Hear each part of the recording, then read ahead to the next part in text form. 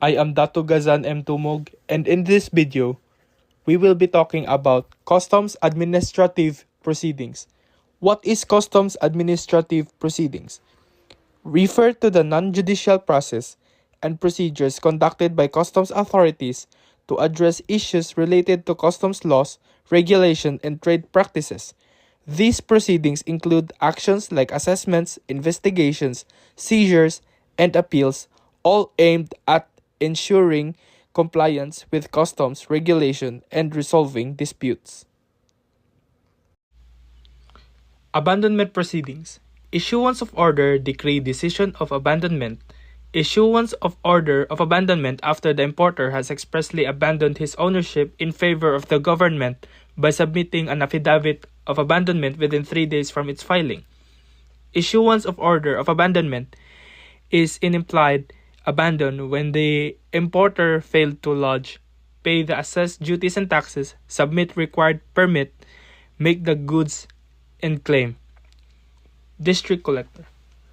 The importer may request to have a motion to lift the issuance order of abandonment within 15 days from receipt thereof. Commissioner of Customs. The aggrieved party may appeal to the Commissioner. However, if in the absence of appeal, the decision of the DC with approval of the Commissioner shall be final and executory. Customs valuation. First, Customs Officer may challenge the decision of the importer. Second, Principal Appraiser. Third, Chief FED. Fourth, Deputy Collector for Assessment. Second, third, and fourth. If the importer does not agree with the valuation of each office, he may elevate it to the higher offices. Fifth, District Collector. If the issue doesn't involve highly technical question, he may provide ruling and notify the importer within 48 hours of his decision with reasons and pay duties and taxes based on the valuation of the officer.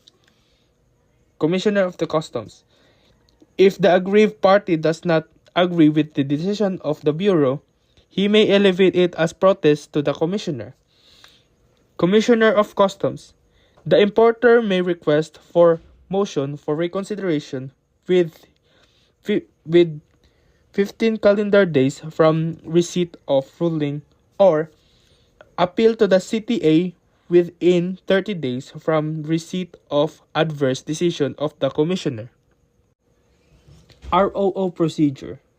First, Custom Officer may seize task to verify the CO. Second, District Collector. If the importer does not agree with the findings of Customs Officer, he may formally request to the DC for verification of the CO. AOCG. DC shall forward the CO to AOCG for verification of CO. DC. Upon receiving the result of verification from AOCG, the DC shall render a ruling. Seizure and forfeiture proceedings. First, upon the issuance of warrant of seizure and detention. Second, the District Collector shall immediately enact the enforcement and security service to the WST.